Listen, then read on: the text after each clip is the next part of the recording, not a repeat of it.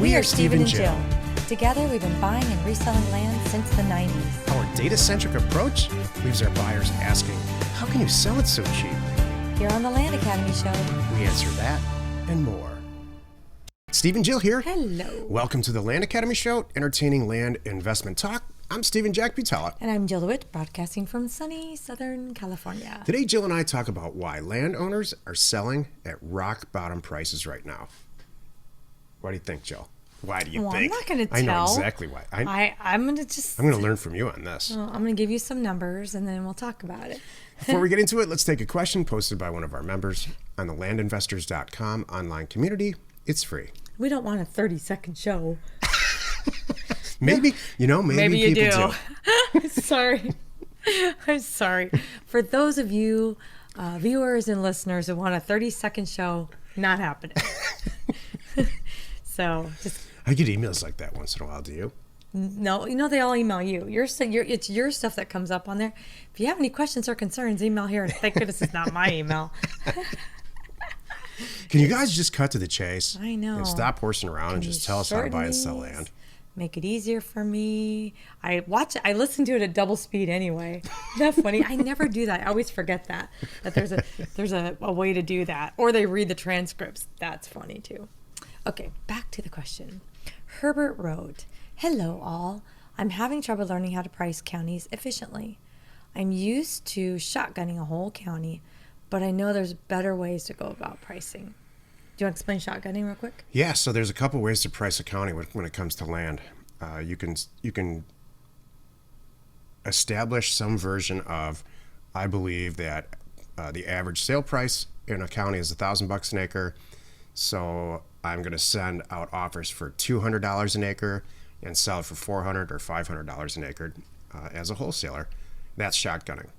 Like you send out, like, shotgunning is like you don't get specific about the area, about any of the features. You just get it in the mail. You just like say, you know what, every single person's going to get an offer from me at this price. Right. Some of them might be too much, some of them might be too little. I'll just see who calls me back. And I'll deal with it then. So that's shotgunning. So then Herbert goes on to write, how would you price, for example, Pinal County, Arizona, 40 to 20 acres? How do you identify significant differences in price points for certain areas when researching a county? I can't seem to find a significant difference in market values for the different areas of Pinal County so that I can price by APN or even zip code. I just don't see a difference. I'm not from nor have I ever been to Arizona,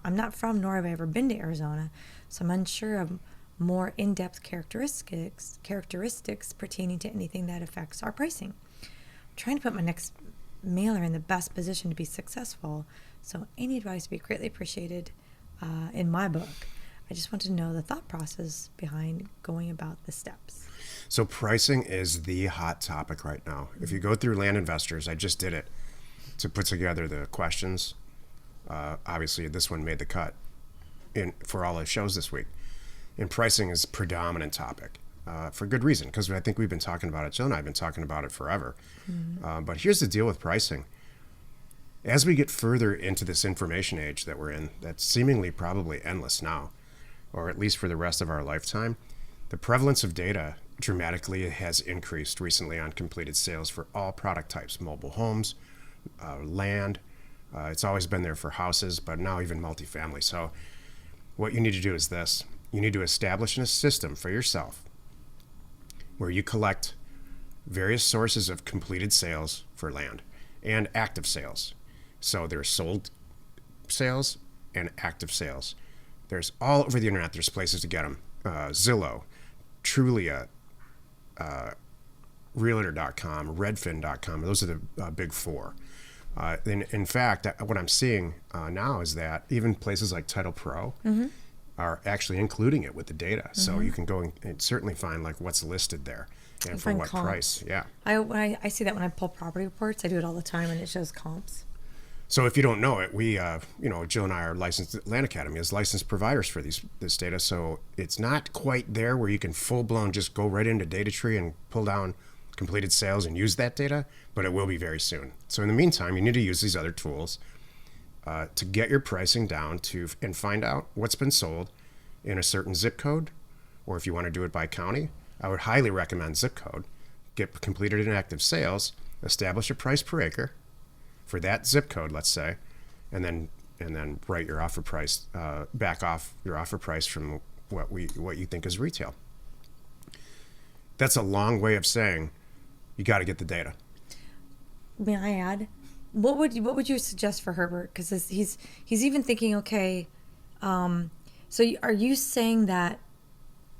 How does he put that data into a region and into an area? He's like, okay, I don't know the area well enough to be able to zip code price or APN price. So how do you explain digging into that? Right. So detail? The vast majority of the comparison values that you're going to get on these data sources I'm talking about have what's called a situs address, SITUS. That's the approximate. You can use it through GPS. These data sources are nice enough to provide you. It might say 000 County Road in Pinal County, or not necessarily Pinal County, but Eloy, which is a town in Pinal County, Arizona, 8525, whatever.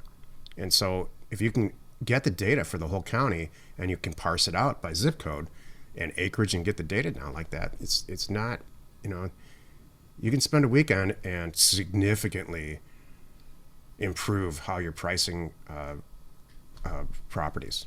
So, Jill and I usually give you we show you exactly how to do it. For pricing, I'm kicking the can down the road intentionally because this is such a hot topic right now. And I know that there's a way to collect this data correctly, and we are building in applications to make it real easy. And it's not going to be free. It will dramatically increase the accuracy for how you price. So, but I'm not saying wait for this application at all. We have hundreds and hundreds of members that are successfully doing this by what he calls shotgunning. Mm-hmm. I still shotgun certain places. His question really is, he's looking at the county on let's say realtor.com, and he doesn't see significant variances per region in that county, which is not a bad thing. Then maybe there isn't. Yeah, sometimes I'm like, that's not a bad thing. There's stuff you can spot that's obvious, like, oh, look around the lake. Okay, we get that. Yeah. We all get waterfront. You can figure out, oh, they must have a view, or even it's closer to the town. You could pick out, or if maybe you don't. Those are some of the easy things I would start with if I didn't know an area at all. Right. And I'm doing that. Honestly, I'm doing it right now. I'm not doing the pricing because the offers that came. Obviously you did the offers and the calls are coming back. I didn't really look that detailed into the area, into the region now, and then until I'm staring at the offers going, oh, look at this. Now I'm seeing them. What are you saying? It's not good. That's the way it should be. Exactly. It's like, you don't want to get too into it, right. Enough into it when you're pricing, because if you get too into it, you spend a month pricing a mailer, and you can't do that. You shouldn't do that. You just that defeats the purpose here. You'll never get ahead. And so, but enough, and then now that they're coming back to me, now I'm getting in going, wow, look how pretty this area is, and now I'm watching for those too, by the way, and I have some things I can actually share about this when we get into the show. Today's topic: why landowners are selling at rock bottom prices right now. This is the meat of the show that Jill was talking about. So as I was saying, I'm seeing some crazy numbers coming back, like offers you sent out, and then now I'm looking. One of the things that we do not look at when we send out offers is how much people paid for the properties. That's something that you don't necessarily need to do. It doesn't really matter. I just kind of like to do it when I'm doing my due diligence. I always glance at it and see, what did they pay for this? Because if if they paid $2,000 for it, 2 years ago, and I offered them $5,000, I might go, uh-oh, did I do that wrong? Or did something great happen? And is it a justified new offer price? Because now it really is worth $20,000, good for them kind of thing. Or I look at it like, did they really overpay? Is this offer maybe not well received, kind of thing, whatever. Or what's happening now is it is well received and they just paid a crazy amount. So let me let me give you the story of the situation. So the offers have gone out in this certain area in the country that we're working on. These letters are coming back. I'm doing my normal due diligence. We have signed purchase agreements, and they're less than $5,000, right? And I've got 3 that came in this week. And this is, so through really Monday and Tuesday, 3 came back. I'm looking at these properties. These people spent between $45,000 and $50,000 for these parcels, and they are in the 4 to 6 acre range, and we're buying them for less than $5,000. And I'm looking at the screen, and I'm looking at, like, I can see one of them. One of them would make sense because it's like, ooh, this is the one little home run I found in the area. But I got 3 right now. So then it made me alert. I got nervous. So I'm like, what's going on? So I called 2 brokers. Actually, my team called 2 brokers in the area to say, are we missing something here? Did you guys, uncover, is this, a meth region, or I don't know, something crazy happening that's going on in this area? And the brokers are like, no. 2 different ones are like. So what are the sale prices? Your contemplated sale prices? Oh, our contemplated sale prices are going to be probably close to what they paid. So buy for 5, sell for 40? Yeah. Let's do the math on that. And they paid 48 to 50. I'm like, what the heck? So, by the time you get all done with it, they're all separate owners? Yeah. Wow. That's the thing. It's not one guy owns that's 3. Not, you're right. It's like that's 3 not random guys. That's what made me question it. And so that's where I thought we got to do this show. So here's my thinking behind You're this. going to make probably almost $200,000 on those 3 properties. Exactly. Net. So why? Well, now I'm going back to. Oh, let me take it a step further. There's an HOA. I go, all right. Is there crazy HOA fees? Nope, they're current. Like, all right, so that's not the issue. I'm really digging. This is what I. Yeah, you're trying to find something wrong with your own deal, which exactly. I think that's great advice for everybody. Exactly. I do the same thing. I'm digging. Okay, all right. So, and I found out it's like $300 a year. That's easy. All right, no problem. And it's like assessing a relationship. They come with lake rights. Holy moly. Then I said, okay, what's the transfer fees on these? And there is none to transfer from one name to the other at the HOA. I'm like, again, I'm trying to find problems, and I can't find any. So at the end of the day, my conclusion is these people don't care. And there's a lot of people out there like that. That's what this show's about. That just don't care. It is not about the money. They are done. It didn't work out. They're not going to build their dream house there. They're going to do whatever, and they just want it off there. They don't tired of getting a, tax bill. New people in our group ask these types of questions. Well, why don't they just list it with can you answer these? Yeah. Why don't you just list it with the broker? They don't care about the money. Right. They want the fastest, easiest way to sell this property. They're like, yay, here, I wish you well. Sign it, send it back. That's it. Have a heart, Joe. Why don't you pay them retail value? These are the things that people say to us. Excuse me. They signed a purchase agreement. They don't care about the money. They're happy with it. They're happy getting their $4,962.87 or whatever it is. They signed it and sent it back for a reason. You really think I'm going to call them and go, excuse me, Mr. Smith, I'm so sorry. I should have added a 0 on there. I'm not going to do that. They signed it. They're done. They're happy. It'd be like, would you do that at a yard sale? No. No. That Schwinn bike is worth way more. I have to pay you more. Right. No, you don't do that. Actually, what's funny about that? This is true story. I sold a car. Remember my blue car? The guy felt bad. The guy said I sold it for like $8,000. The guy's like, it's worth 12. I said, I know. He's like, I felt bad giving you 8. I'm like, I don't care. I'm happy with the 8. And he's like, everybody walked away happy. Yeah. He really felt like he should give me more money. And I was talking about him. I'm like, stop it. I don't care. We made a deal. Just want to get it done. Yeah. That was it. So that's the deal. And is it? Do you think that it's different now than it was last year, from a pricing standpoint, rock bottom prices? I'm seeing more. Yeah, I absolutely do. That's what's different for me. And this isn't going to change for the next probably at least 24 months. Yeah, that's my prediction. I'm seeing more people that are just like we're all making life changes right now.